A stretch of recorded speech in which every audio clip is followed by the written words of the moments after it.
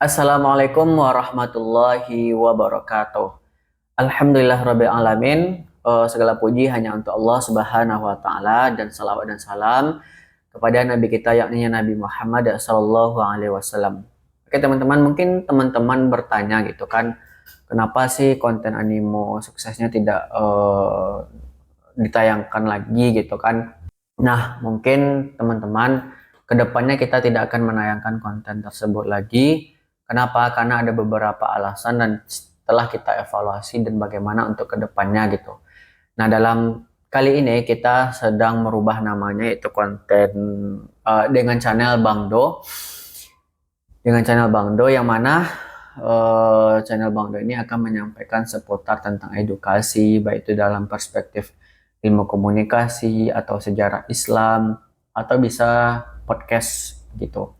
Kemudian alasan selanjutnya itu kenapa tidak tayang lagi, karena dalam penguploadan konten animo tersebut kita menemukan masalah yaitu copyright. Dalam penguploadan tersebut hampir 3 kali kita kena copyright, yang mana satu kali kena copyright itu kita bisa menghabiskan waktu berjam-jam untuk mengedit gitu. Jadi setelah saya evaluasi sendiri, itu sangat menghabiskan waktu saya sendiri gitu. Kemudian saya memikirkan bagaimana ada konten yang bisa mengedukasi teman-teman sekalian, sekaligus ada feedback untuk saya sendiri gitu, yaitu dalam proses pengingatan apa yang saya sampaikan gitu. Pada kali ini kita akan membahas terkait apakah komunikasi itu penting bagi kehidupan manusia.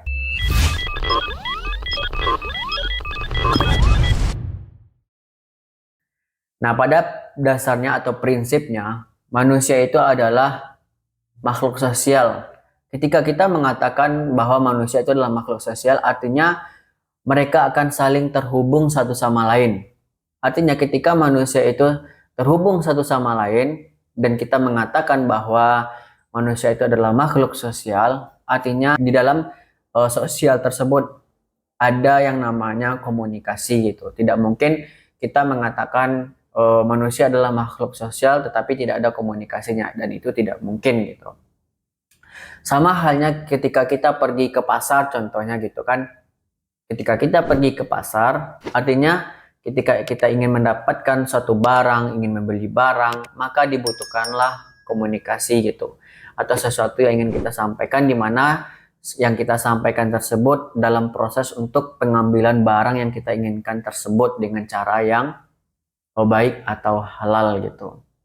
Nah, itu dasar dan prinsipnya bahwasanya manusia adalah makhluk sosial, di mana di dalam sosial tersebut adanya komunikasi gitu.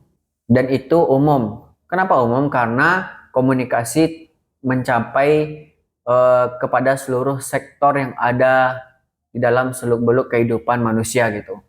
Baik itu sektor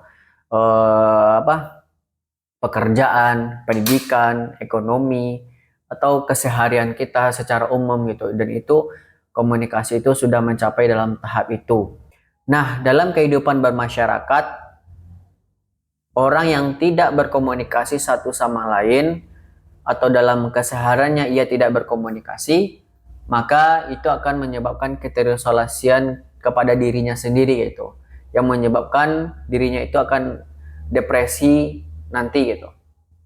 Kenapa begitu? Karena pada hakikatnya manusia itu adalah makhluk yang berkomunikasi. Bahkan Dr. Harvey Kleingen mengatakan bahwasanya komunikasi itu merupakan seperti layaknya kita bernafas gitu. Artinya komunikasi itu terus berjalan dalam kehidupan kita gitu.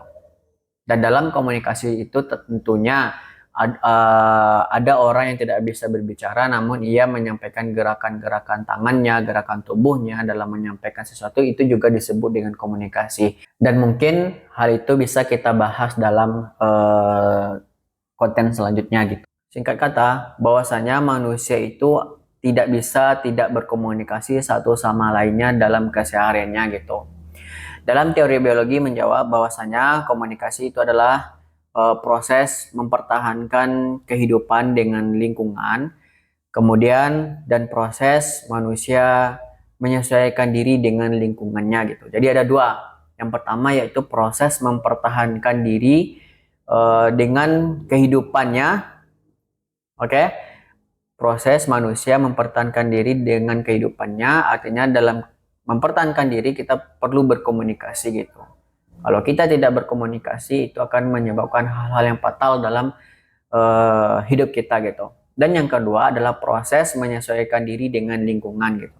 Ketika kita bertetangga dengan tetangga kita atau kita pergi merantau contohnya, kemudian kita ngontrak, kemudian kita ada tetangga di sebelah kiri dan kanan, depan belakang. Kalau kita tidak berkomunikasi dengan tetangga kita, kita akan dianggap orang yang, apalagi pada hari ini, orang yang diam saja di dalam rumah, itu cenderung masyarakat akan